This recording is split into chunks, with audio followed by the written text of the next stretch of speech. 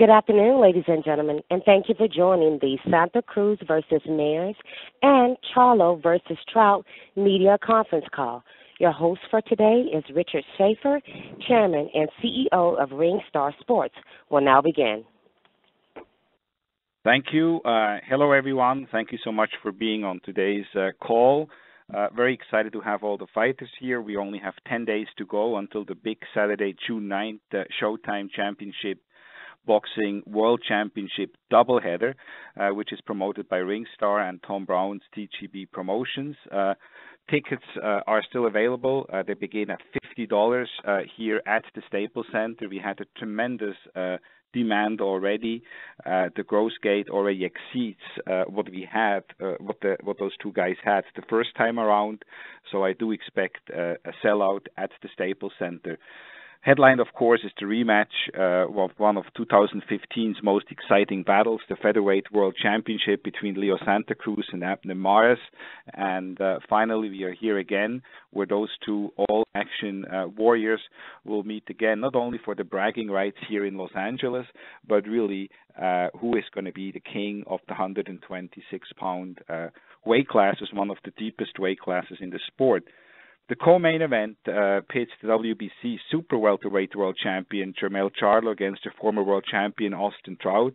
It's a 12-round co-main event, and with Charlo, we have certainly one of the most exciting fighters in the world today. Not only how he performs inside the ring, but his charisma and the way he carries himself outside of the ring as well. So it's really a special treat to have Jermel here in Los Angeles defending his WBC Super Welterweight World Championship.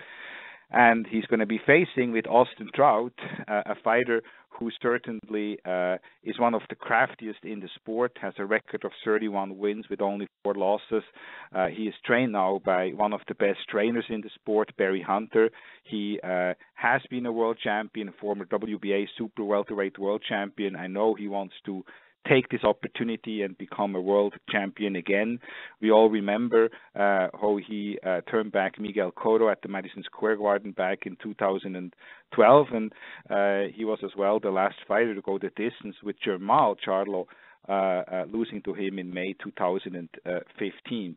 It's a pleasure now to turn it over to Austin Trout to make a few opening comments and then open it up for questions. Austin?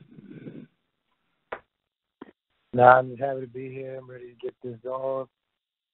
You know what I mean? I'm woken up from a nap and I got trained to go to later, so let's go. Okay.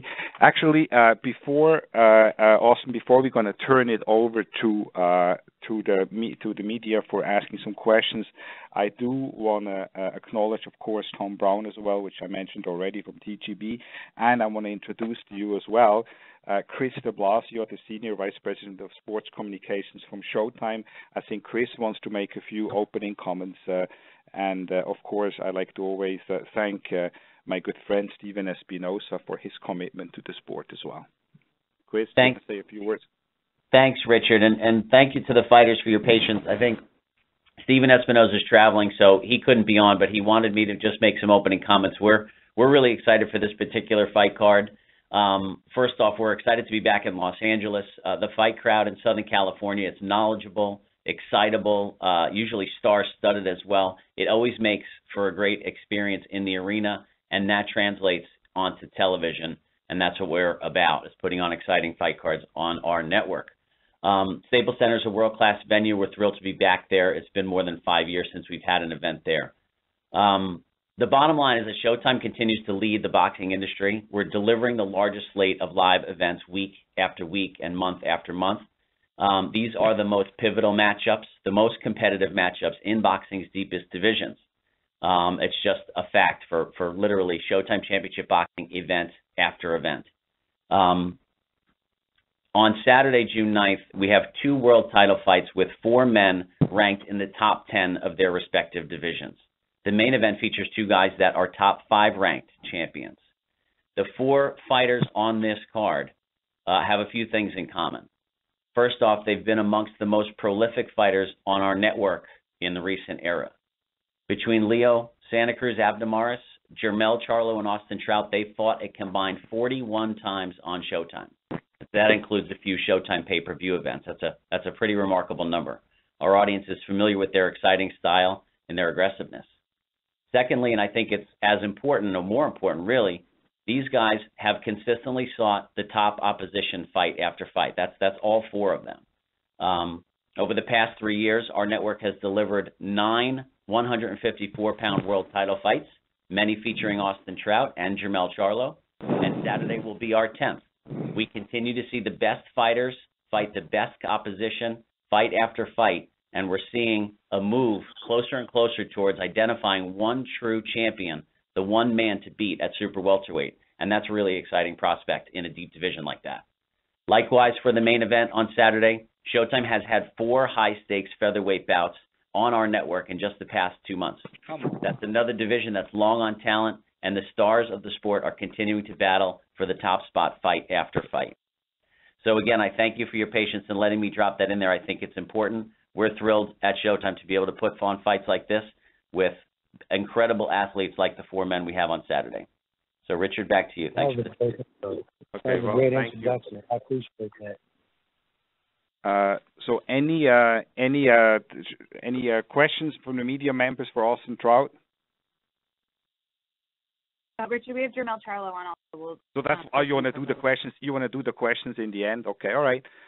Well then, let me introduce to you the man. As I mentioned to you before, one of the hottest fighters in the sport, Jermel Charlo.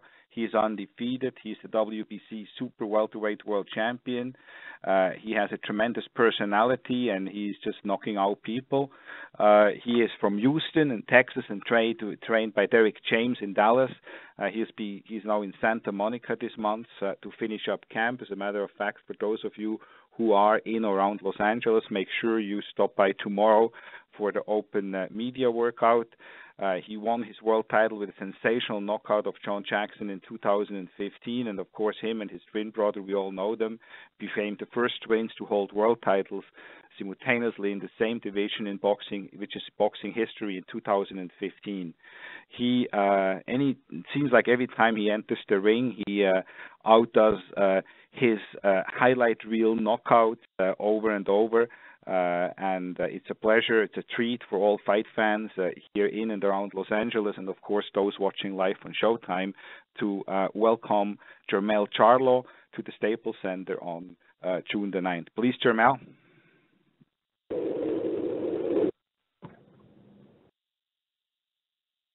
Hello?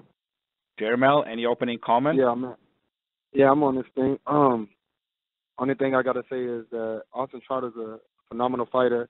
I'm pleased to be able to face off and square in there with a former world champion and someone that has a heart, someone that comes with a dog mentality, just like myself. I know we're all looking to put up a 12-round fight for you guys, and we both train our asses off in training camp, and I'm ready to deliver whatever I have to deliver at the moment. Excellent. Thank you very much, Jermel. So let's open it up now for questions from the media for either Jermel or for Austin. Ladies and gentlemen, if you would like to ask a question, please press star 1 on your telephone keypad. Again, if you have any questions at this time, please press star 1 on your telephone keypad. And I'm waiting for callers to join the queue at this present time. Our first question is going to come from Keith Eidig from theboxingscene.com. Please go ahead. My first question is for Austin. Austin, what made you change trainers to Barry Hunter, and can you tell us how it's been going in training camp so far?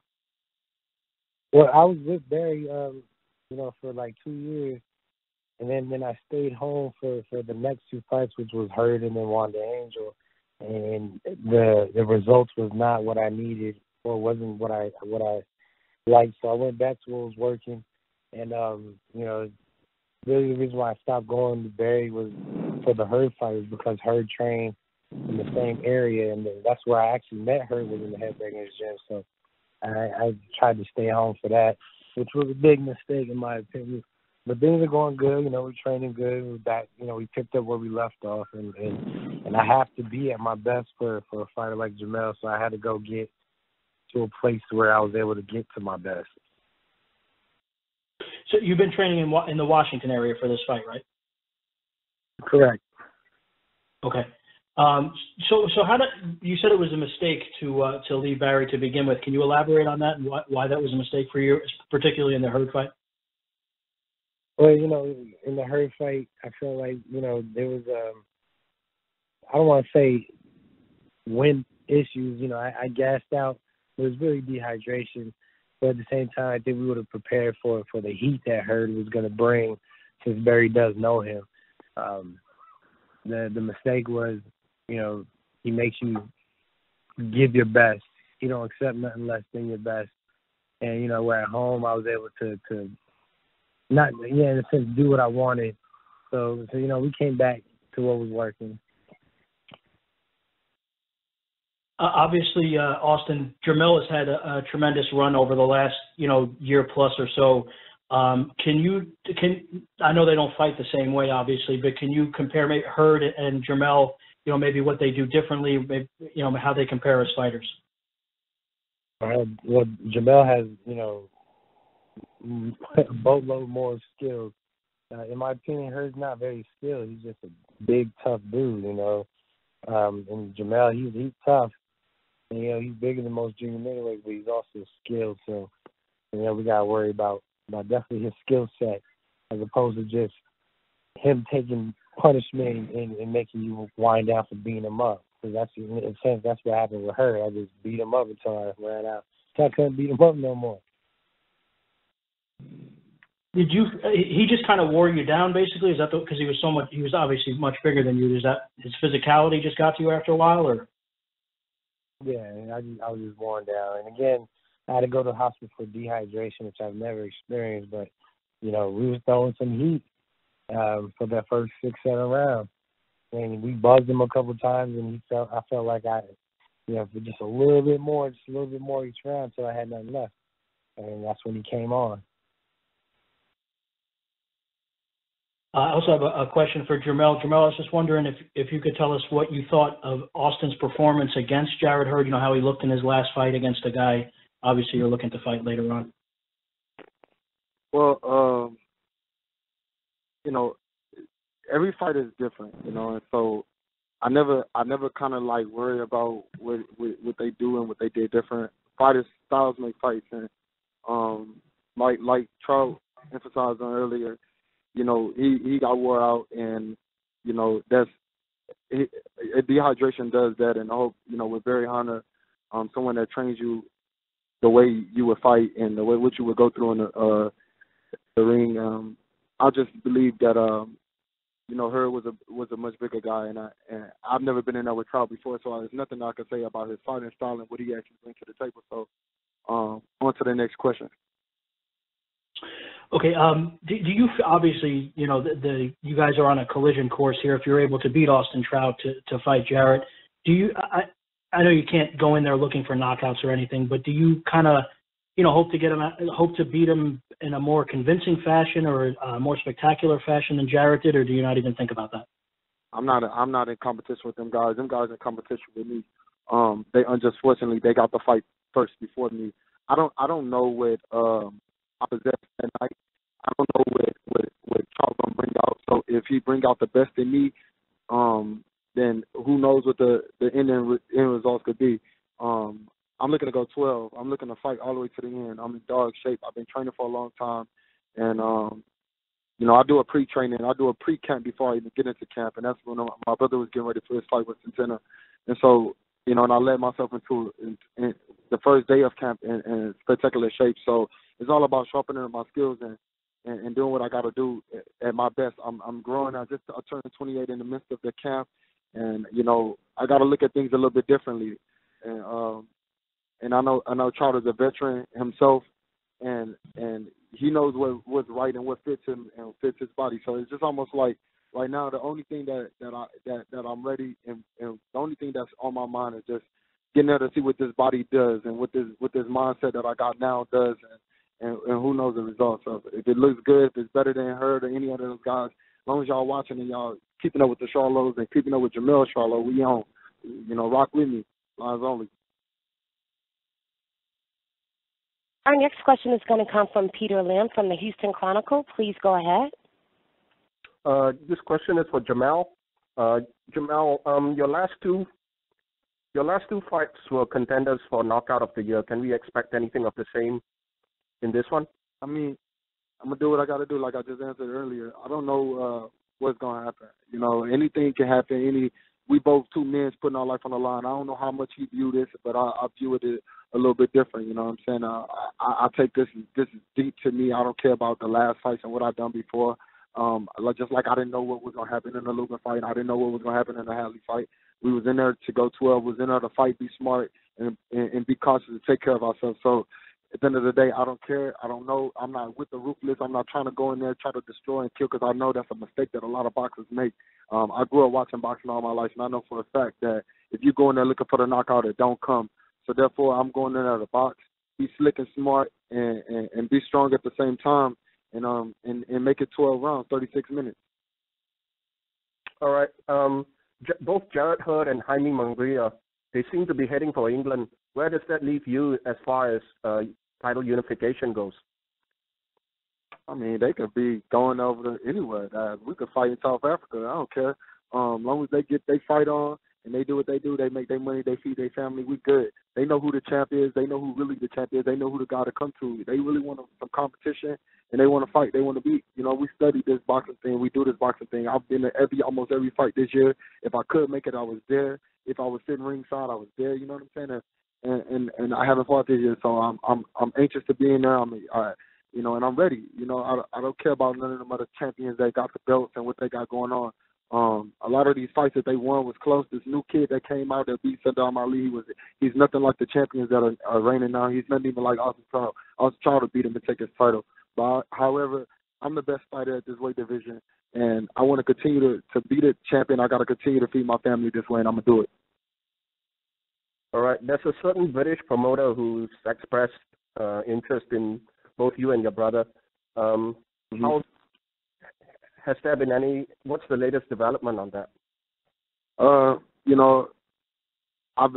I've received two great contracts from two different promoters. I don't look at myself like a free agent. You know what I'm saying? I have generals to answer to and make sure that we all agree up on the most. And they're big, they're large, they're nice. Bigger than the BS that one of the other boxers in the industry posted.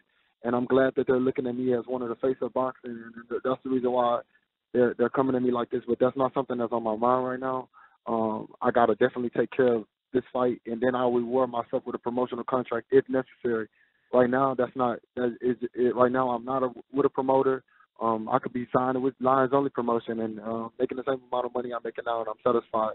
So a lot of these guys use money to try to wing these fighters in, but that's not the route I'm going with. I'm going with who cares about my career the best and who cares the most about my career. I do believe that we do need promoters, and we do need PR teams, and we do need managers as a boxer, and therefore, we're looking into enhancing our careers and the statements behind us. All right. Against Trout, is sibling rivalry kind of kicking in? Do you want to outdo your brother? It's always been something like that growing up, knowing and wanting to be the best, and my brother considers himself the best. I consider myself the best. He fought Trout, and I've never fought anyone my brother has ever fought. I can't go by what my brother thinks or feels, or where he, hey, Trout is strong. Hey, I might think he's not strong. So it's not we're just different humans. I don't feel what my brother feels in the ring, and only thing I do is I feel the emotion that he has, and that's it. So what my brother done to Trout is back in the days. We've grown now in 2018. A lot of things are changing. Even technology in the gloves are changing. So there's no way I could say why my brother didn't get him out of there, or why Trout didn't do the same, or vice versa. So right now, I'm in this thing, and I'm ready. I'm training hard. I look at Trout like a world champion himself, and I'm coming to take his title. All right. You've been sparring with Errol Spence for the last couple of years. Is it a coincidence that both Lubin and Trout are southpaws as well? I grew up sparring. I sparred Regis Prograis. I sparred all kind of different southpaws growing up, and I believe that has a lot to do with why I'm able to handle it well. My poise in the ring and being comfortable and just being comfortable with what I do. We have 12 rounds to get this fight, to get this W, and I gotta whatever round I gotta make adjustments to, I will. It's no coincidence that Lubin was a southpaw and Charles Hadley switched back and forth. It's just the name of the game, and the things that I got to go through in order to, to get these victories. These guys are all diverse, and if I ever have to face adversity, which I got cut in a Hadley fight, and different things may happen, I'm ready for whatever it takes, and I'm ready for whatever I got to do to continue this Charlo show. Our next question is going to come from Dan Raphael from ESPN. Please go ahead. Thank you very much. My first question is for Austin. Hello, Austin. Hey, what's up, Dan? Everything is good on this end. My question for you is, as has been mentioned here, you fought his brother, Jermel, in a world title fight in 2016, lost a decision. It was pretty competitive, not a huge spread on the scorecards. And I wonder, as you've been preparing for the fight with Jermel, when you watched him, what kind of similarities do you see in them, other than the fact that they're twins? They look alike because they're twins, but do you see similarities between their fighting styles, given that they've grown up working with each other through the years? I mean, yeah, there's some similarities, but no, they're two different people. And one, Maul, he's a middleweight, but they both have good jabs. They both have strong right hands. I think Mel has the better skill set. He's a bit faster.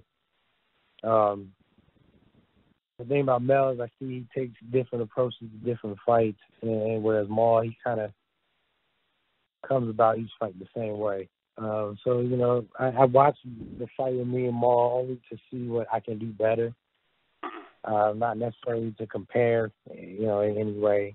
That's what we watch tape on Mel for. So having watched the videos and preparing to fight Jermel and having gone 12 rounds with Jermel, do you have an opinion on who you think is better? I mean, you'll have a much better idea, I suppose, after the fight next week. But going into this fight, who do you think is the better fighter? I can't tell you, man. They're both undefeated. I'll tell you, June 9th, after I fight both of them, I can tell you who's the better fighter. But I'm looking more so as to be the better Austin. Be the best Austin Trout I can be in order to take on the best Jermel Charlo. We're not fighting Jermel Charlo. He's got his own things that he's dealing with. I just read he's possibly gonna get the Triple G fight. So that's not something that I'm concerning myself with. It's got to be the best me in order to deal with the best Mel. Do you feel like your career is a little bit on the line here? I mean, you have the win over Juan D'Angel, but he's not an elite fighter. Obviously, you were taking that fight coming back off 2 losses in a row. Now, granted, the 2 losses in a row were in world title fights against 2 of the best guys in the weight class, Charlo and Hurd. And now you're fighting the other Charlo. 3 losses in 4 fights, but against the 3 losses theoretically would be against the top guys. Do you feel like, oh my goodness, my career is really at stake in this fight? Honestly, Dan, I felt that way when I was undefeated. Every fight, my career is at stake. If I took a loss, I have to go back to the bottom. I thank Al Heyman for not making me go so far back down and putting me back in a position to reach the top again. But still, that hasn't changed. I feel like every fight's my most important fight. My last fight was just a tune-up fight to kind of still knock off the rust that I had from before the Hurd fight. I was off 17 months. Came in, fought a killer like Jared Hurd. I still needed some type of tune-up to get my shit back together. So, and I didn't feel great that fight either, but I'm feeling good now. And I'm looking forward to June 9th. I have a feeling, I'm hoping we can steal the show. It's going to be a great fight. I got this lion in his prime, and, my only goal is to tame the lion and become world champion again. All right, well, I wish you luck in that endeavor, and I have a question also for Jermel. Hey, Jermel. What up? So in your last fight, you had such a spectacular knockout against Lubin. So on the one hand, everybody saw that, was like, wow, what a great knockout. But you barely went one full round, and you hadn't fought, since April of 2017 before that. So really, you've had one round, and now it'll be like 14 months. Any sense of rust? I'm rusty as shit. Yeah, I think that. I'm rusty as shit. Hell yeah. I think I'm going in rusty, training with one fight. Man, I put my life on the line every time I step in the ring, even if it's sparring. That's why we spar with world champions. So if the world thinking like, yeah, this kid, he just got a one spectacular knockout. Yeah. Man, I set that shit up the way I was supposed to, and I barely touched the kid on the chin, and he went to sleep. So that means I must be doing something right in training. I'm a clean fighter. I eat clean. I train clean. They test me. I'm clean. Everything is right. I'm not a mistake. And everybody got a different favor. I'm promised for something that a lot of different people aren't promised for. My work ethic and abilities are different, and I watch everything that's going on in the weight division. So with that being said, I have a big fight in front of me. Austin Charlo, somebody that could come and steal the show, like he just said. He want to win another world title. That's enough for me to get on my bike and know that I gotta grind this shit out all the way until June 10th. You dig? So I'm not focused on anything that I did before, the Trout, the Lubin, anything I did, the Hadley. You know what I'm saying? I got 12 rounds, 36 minutes to be a motherfucking animal every time I step in that ring, and I'm gonna do what I gotta do. We can go to the 10th round. I promise you, I'll be the same way I am from the first round. If he beat me, that means he's better than me, and I've always known that. All right, I have one other question for you. Your brother now has been fighting as a middleweight. I wonder how much longer do you think you can hold 154 before you also perhaps will move up? Good. I ain't moving up. Tell y'all now, I'm making weight. I'm hydrated. Yeah, I'm all the way good. Like I'm right now. I'm waiting on the WBC to ask me for my 7-day weigh-in, and I'm gonna surprise them with that. They asked me for my 30-day weigh-in, and they was completely surprised from that. So I'm excited. I love this weight division, especially because I'm separated from my brother. I don't want to be in the same weight division where it's almost looking like who the better fighter, who the better twins. When it comes down to our careers and stuff, man, different oppositions make different fighters, and I've always been in there with some of the best in the weight division. I've been in there with to me, some top tier guys, facing, and so has Trout. You can't take that away from him at all. He's fought Lar. He's fought all of the top guys, everybody. So, I'm just another fighter that he got to get in there and take their O from. And I got to sit there and I got to understand that from before I even jump in the ring. This ain't a rookie that I'm getting in the ring with. So my life is on the line just like his. So may the best man win this. Our next question is going to come from Jason Cruz from De La Cruz's Sun News. Please go ahead. Hey, Austin. This is Jason from Las Cruces. How you doing? I'm good, Jason. How you doing, man? Hey, I just had a couple questions for you, and you talked about it a little bit before, but have you had a chance to just kind of reflect on what it says about the career that you've had, that despite the layoffs and despite, the losses to the top guys in the last, recent fights, that you continue to get, world big fights and big opportunities like this? In a sense, yes, but for real, nah, not really, because I got to look forward. The past is the past, and, I'm trying to rewrite my story with the career-defining win. Beating Jermel Charlo will be career-defining. It'll be bigger to me than beating Cotto in the Garden, straight up. Okay. People will make excuses for that, but so looking back is cool and all, but I ain't dwelling on the past. I'm only looking forward to the future. And the future, it really is going through Jermel. Okay, so you also asked to compare the two brothers, and since you haven't fought him yet, is there anything that you've taken is there pieces from other fighters that you've been in with that you can compare to him and what he does well? All I can do is just learn the lessons that I need to learn from my past experiences. And I've learned lessons from fighting Jermel. I learned lessons fighting her. And that's just in building to make it better me. Not necessarily in comparing to Jermel, because, again, he's a separate man. He's his own man. And all I can focus on really is just being the best I can be. And I just wanted to ask, just what to clear up, like, is Louis involved in this camp, and can you talk about his role? I think he went out there a couple weeks ago. Yeah, Louis involved. He came out to, help be another set of eyes, and Louis knows me. He's been with me my whole career, and even though I am with Barry Hunter, he's the head coach. I still have Louis around to keep me, grounded and humbled. And he was out here for 2 weeks of this camp, and when I was home, every time I go home, me and him, we in the lab working. So yeah, he's definitely involved. We were on the phone. He helps with the game plan, and him and Barry are on the same page with the game plan. Him, Barry, Shakri Shabazz, Bobby Band, everybody's on the same page, and there's a lot of unity in this camp, so it's all good. Thanks.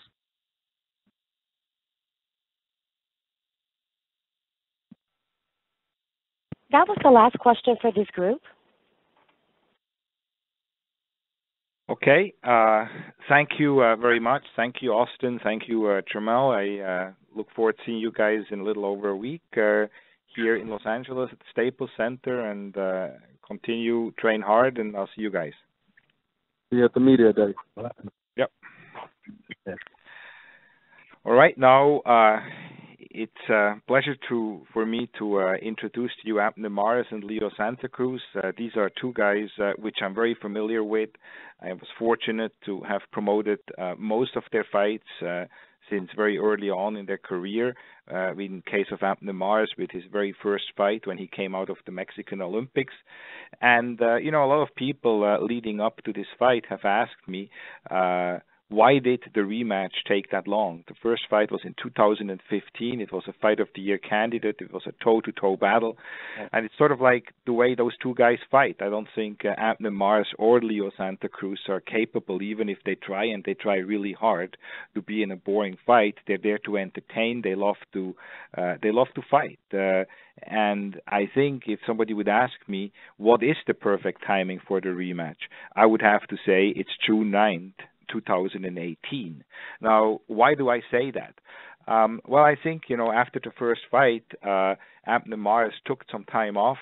He regrouped. He hired a new trainer with Robert Garcia, one of the best trainers in the world, and I think Robert has instilled a lot of confidence in him. They mesh extremely well. Robert has come up with perfect game plans for Abner in his last two fights, and the chemistry is just something which I really have seen very rarely in the sport. So I do believe, not only do I believe, I know as a fact, because I've been there with Abner Morris, that he is maybe the best Abner Morris we have seen, certainly in the last, maybe the best Abner Morris ever, going back to the time when he was fighting in the super bantamweight tournament on Showtime as well. And with Leo Santa Cruz, last week was the open media day here in Los Angeles, and what I came away with is I was very impressed. I was, of course, impressed with Leo Santa Cruz. He looked spectacular, he looked fast, he looked strong, but what I was maybe even more so impressed with his father. As we all know, his father suffered cancer, wasn't really much of a factor in Leo's last few camps, and that clearly weighted on Leo's shoulders. And now to see Leo's father in full strength making comments, I KO'd cancer, you can just see how the weight has been lifted off Leo's shoulders. So I have no doubt that we will see the best Leo Santa Cruz we have seen in many years, and we will see the absolute best Abner Morris. I think the timing is perfect for June the 9th, for those two guys meeting each other again at the famous Staples Center, where always which always brings out the best in the fighters. It's a pleasure now for me to introduce to you first Abner Morris. Doesn't need much of an introduction. We all know a 2004 Mexican Olympian, pound for pound, one of the best and most exciting fighters in the world, born in Guadalajara, Jalisco, Mexico, and now fighting out of Los Angeles with a record of 32 wins, 2 losses. He is a multi-division world champion, always fighting the best from 118 to 126 pounds. It's a pleasure for me to turn it over now to Abner Morris to make some opening comments. Thank you, Richard, for the introduction. Thank you to the media. Thank you to all you guys. And all I can say is that I am on my way home from a hard work, and I am ready for June 9th. I cannot wait. It's only less than 2 weeks, almost a week, and I'm just looking forward to another spectacular night where it'll definitely be another one for the books. Thank you. Lisa, do you want to open it up, or shall I introduce Leo first? What do you prefer? Let's introduce Leo. He's on the line, and then we can do questions for both. Okay, great, excellent. Well, the other man is the world champion, Leo Santa Cruz, with a record of 34 wins and 1 loss and 1 draw. As I mentioned before, he's the one who throws punches in bunches. He is in a spectacular shape. He is a multi-division world champion as well, 118, 122, and 126 pounds, earned a stellar victory over Carl Frampton, where he regains the featherweight world title, and is really, I think, given the fact that his father feels so much better, I think I can see a different Leo Santa Cruz, and it's a pleasure for me now to introduce to you as well my friend Leo Santa Cruz. Leo? Thank you, Richard. Yeah, I'm right here. Thank you, Richard, for the introduction, and thank you for the media, and thank you for everyone being here. And also, I'm ready. I'm ready for June 9. I know Mario is going to come at his best. He looked really good. He's a great guy, great person, and he's the best, one of the best fighters out there. So, the best, when the best fight the best, it's a guaranteed great fight, and that's what we're going to do June 9, to give a great fight for the fans, and we're ready to just go out there and entertain the fans. Thank you, Leo. We are going to open it up to the media now for questions for Abner Morris or for Leo Santa Cruz. Ladies and gentlemen, if you would like to ask a question, please press *1 on your telephone keypad. Again, if you have any questions at this time, please press *1 on your telephone keypad. And I'm waiting for callers to join the queue at this present time. Our first question is going to come from John Cudney from the Reddit Boxing. Please go ahead. Hi, how's it going? This is a question for Leo. So this is about your confidence going into this rematch. You fought a razor-thin fight against Carl Frampton in your first fight, and you were seen as winning pretty decisively in the second fight. Does your experience with that rematch give you confidence going into this rematch with Abner Morris? Excuse me? What did you say? Sorry. Is that for me, the question? Sorry. Leo, this is a question for you. So this is a question about your confidence going into the rematch.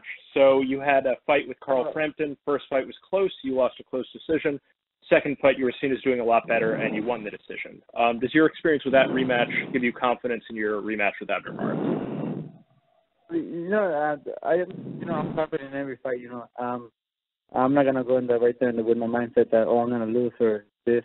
I live by my confidence in my training. I train really hard. I give my 100% in my training, and now with my dad in my corner, him being a lot better, I've been able to focus more on my training and everything. So it's not, I never underestimate nobody. I know Mario is a great fighter. He's been training really hard. He's at his best. He's with a new trainer, so he's gonna come at his best. I know that. So, but I like that because when they bring their best, it makes me work even harder and bring out my best too. So that's what I like, So I just, I'm confident in my training, what I'm doing, that I'm doing everything good. And June 9, we'll see how it goes, and hopefully my body feels great, and we could do everything we work in the gym and give a great fight. Okay, thank you. So this is a question now for Abner. So since your first fight, Leo suffered his first defeat against Carl Frampton. He had 2 close fights with him. Just wondering, either from that fight, that loss, or any of the fights since then, if you've seen any weakness in Leo that gives you more confidence going into this rematch. Honestly, on my side, I don't look at tapes, to be honest. I let my coach do that. Obviously, I do remember that fight because I did watch it. I was there live. And I mean, all I could take from that fight is that he's beatable. That's it. He's vulnerable for certain things. And yes, I've seen a few things where I could execute, and we're gonna put him to work come June 9th. Again, it's gonna be a great fight, close fight. We're both in our prime, in our moment, like we were in the first fight. And I'm just ready to execute the perfect game plan that we have. Okay, thanks a lot to both of you for June 9th. Thank you. Our next question is going to come from Michael McKnight from Sports Illustrated. Please go ahead. Leo, hi. My question is, your loss to Frampton in the summer of 2016, what did you feel in your spirit, in your body, in your mind? Was there anything missing that fight as compared to your victory over Frampton in January of last year? Yeah, no, I think it was mostly my dad. In the first fight against Carl Frampton, my dad wasn't really in camp with me, and I was always used to having my dad there screaming at me, telling me what to do, what kind of plan to go in the fight with, and fight him. And for that fight, my dad wasn't really there. He was mostly in the clinics or in the hospital. He had surgery. And so me and my brother, I think we didn't go with the plan because my brother, he was barely learning, so he didn't have the experience to tell me what type of fight to fight him. So I think that was the main key right there, my dad. And then for the rematch, my dad was mostly there in the gym. He told me what kind of fight to fight him, what to punches to throw and stuff like that. So I think it was my dad. My dad was the difference right there in that fight. Thanks. Our next question is going to come from Dan Raphael from ESPN. Please go ahead. Thank you very much. Hello. My question is for Leo. Hello, Leo. Hi, Dan. How are you doing? I'm doing great. Thank you very much. I wanted to just ask you about when you fought the fight with Abner in 2015. Really terrific fight. You won, close decision. And I wonder, because you're fighting him in a rematch and you did get that victory in that fight, is there any part of you that says to yourself, you know what, I beat this guy, and that it's a little bit harder maybe to motivate yourself? Or because you know how tough of a fight it was, that it makes you even more motivated? I'm trying to gauge where you're at. No, of course, I'm more motivated. I don't understand anybody. I know Morris is his best. He's in his prime. He looks a lot better now, and now he's going to come a lot better than the first fight. So it makes me train even harder. Even I have learned a lot too. So I think it's going to be a bit better fight because Morris is going to be his best. He looks the best he has looked, and I'm more motivated. I still underestimate it, not only because I won the first fight. It means that I'm going to win this fight. It's going to be a hard fight, but we have done everything in the gym to get the victory. We have to work hard, and we have worked on things that we have seen that could work on him, and that's what we're going to do. But I know it's going to be a hard fight, and it's going to be tough, but we're going to go out there and do our best. What is it that makes you say that you believe that Abner is better now than he was when you fought him 3 years ago? He has looked good. He has boxed differently. He has looked good. He has Robert Garcia in his training. Robert Garcia is a great trainer, very smart person. He knows how to send the fighter to fight against, the opponent they face. So, and I have seen him. So, and you could see in his training that he is working really hard and everything. Yeah, but we like that. We like that because he's going to come at his best, and that way we could give even a better fight. The one thing that Abner has said repeatedly, and I'm sure he would acknowledge that, is that he has said how much of a difference he believes being with Robert Garcia has made to him. Do you view Robert as that big of a difference, and one of the reasons you believe that he is better today than he was 3 years ago? Yeah, no, Robert is a big difference. Like I said, Robert's a great trainer, and I know Morris sees a difference.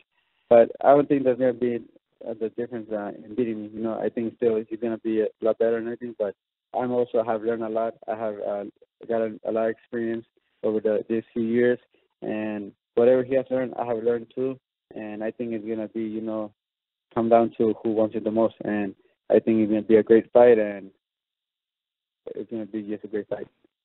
You guys have both been involved in some good fights in what's really a really outstanding weight class right now. A lot of top names, a lot of good fighters. We've seen them in action recently with Gary Russell a couple weeks ago, Warrington upsetting Selby on the same day, and there's other fighters, Frampton, you mentioned, who you faced 2 times.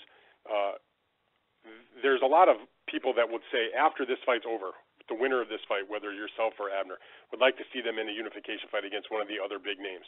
Do you think about a unification fight after this fight if you're successful, or do you think about maybe moving up in weight? No, I want to, like I said, I want to unify. Hopefully, guys, we get the win.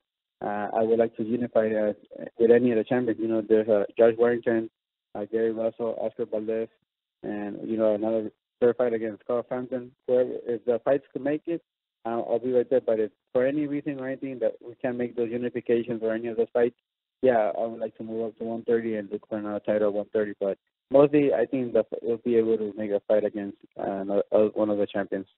Gary Russell said to me before his fight against Joseph Diaz that he remembers beating you in an amateur fight. I believe it was the fight that going to the United States Olympic trials, and said that was a fight that was of having a professional rematch with you, if you will. Does that fight interest you more than any other at featherweight after this fight if you're successful? Yeah, it is. Like I said, I fought Gary Russell in the amateur. We both went to the finals. We were him in the final, and he did lose. He got the better of it. But now I want to, in the pros, and hopefully it does happen, and I could prove that I could beat him. All right, very good. Leo, thank you very much. I just have one question for Abner Morris. Good. Hello, Abner. Abner? I'm here, Dan. Hey, thanks a lot. I wanted to ask you about your mentality going to this fight. Do you, in your mind, do you go in there trying to pick up where you left off and taking like round 13, where maybe you're a round or 2 behind, and trying to catch up, like so close? Or is this an entirely new slate for you, and whatever happened 3 years ago is out the window and it's just a brand new fight? Yeah, I mean, honestly, I'm not even focused on the first fight that happened already. That's in the past. It was a great fight, and now we're moving forward. I think Leo brought up a good point. A really awesome point, I think, is that we're both, we're both better fighters now.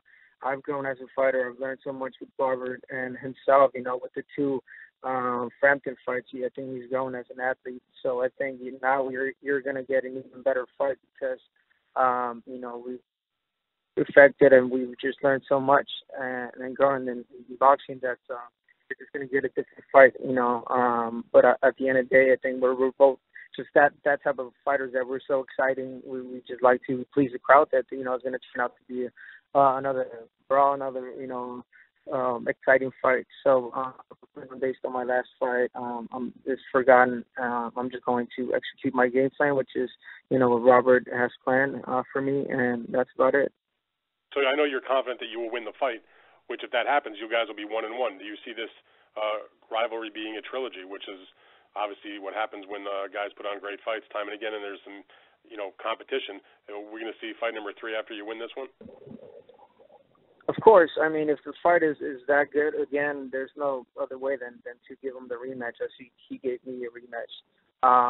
We like to fight the best, and, if it wasn't cleared enough, we will do it again, and if not, we'll move forward and face whatever champion is out there.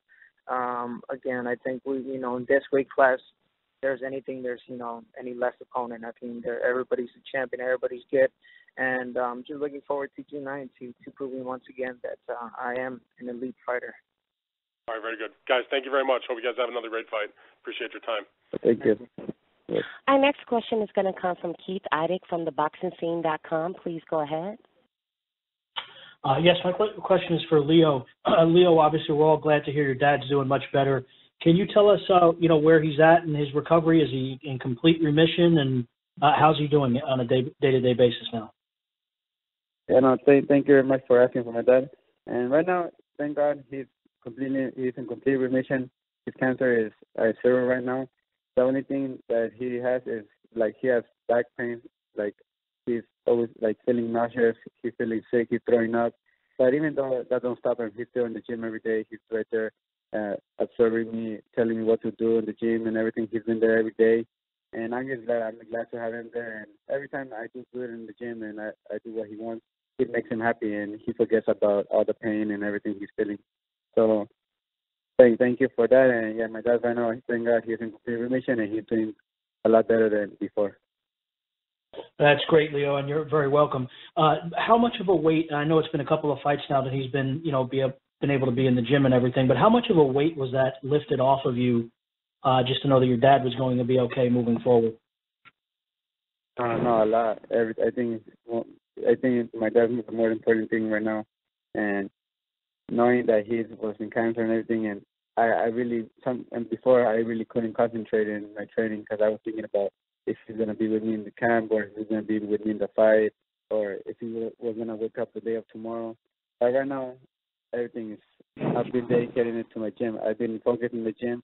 Now I could focus and I could train, relax, and I don't have to worry about that. I haven't really been thinking about that. I've just been thinking about training, about going out there and giving a great fight.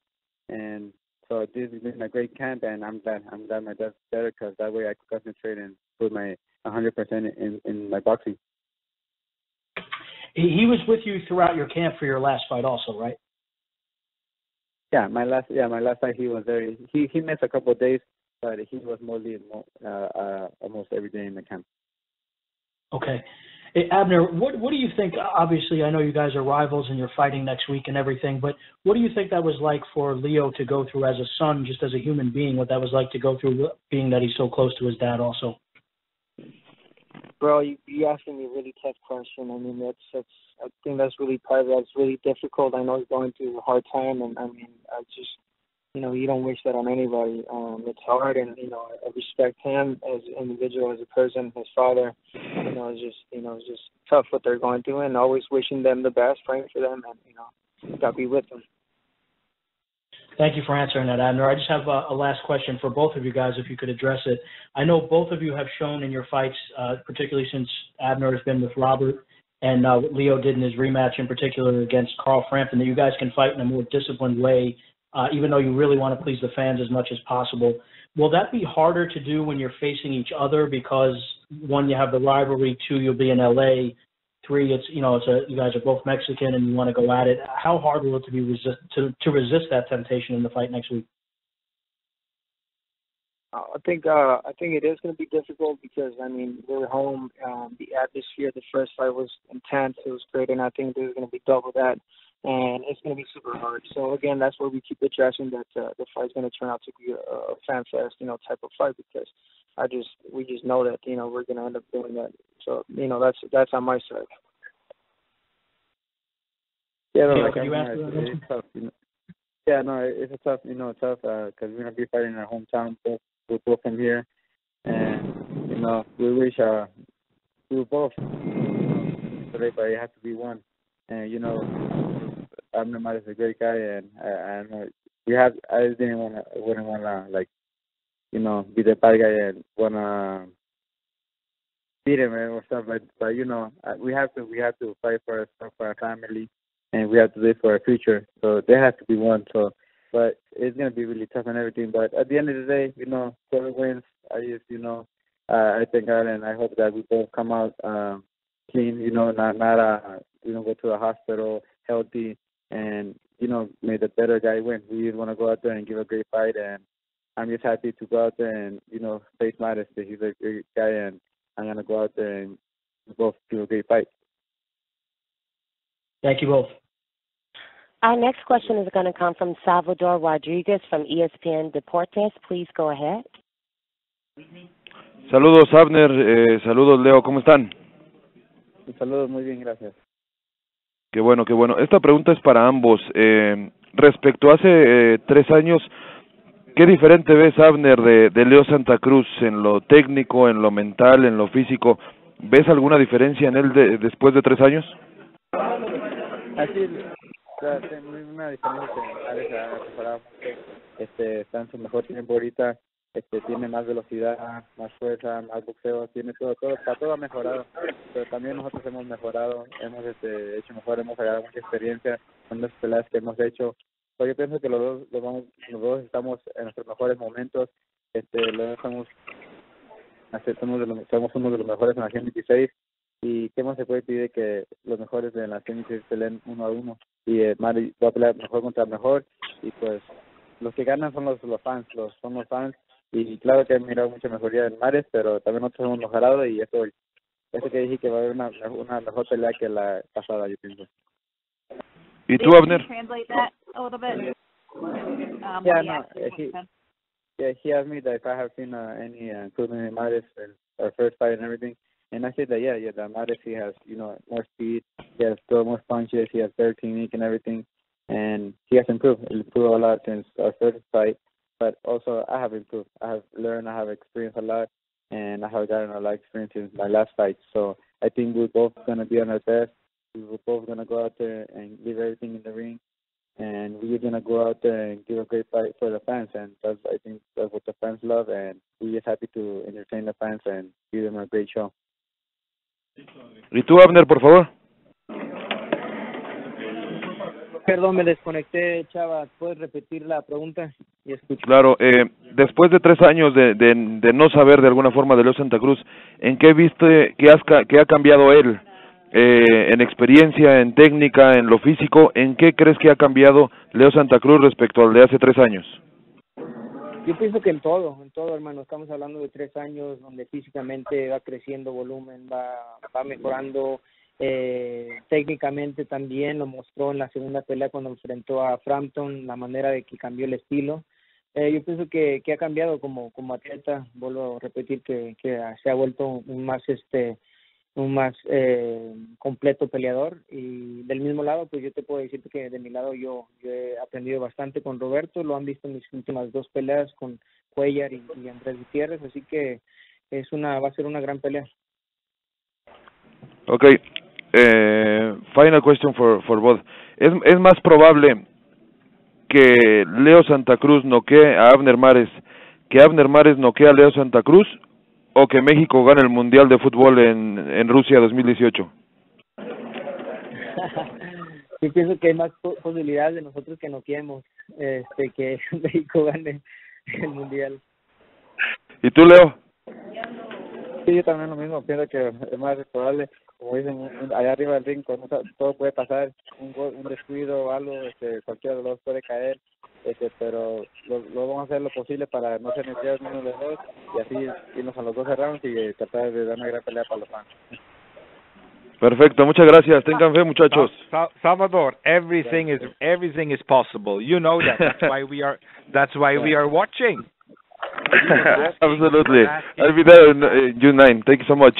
Thank you. He was asking what's more likely, Abner knocking out Leo, or Leo knocking out Abner, or Mexico winning the World Cup. And I said, well, everything is possible. That's why we watch. You never know. Thank you so much.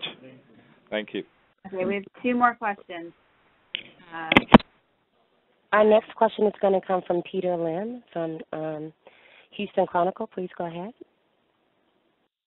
Yes, this question is for Leo. A lot of fighters they don't like to reveal their game plan, but not you. I mean, you told us everything you were going to do against Carl Froch, and you did it.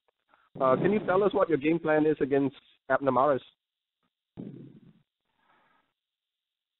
For the game plan for this fight? Yes. Yeah.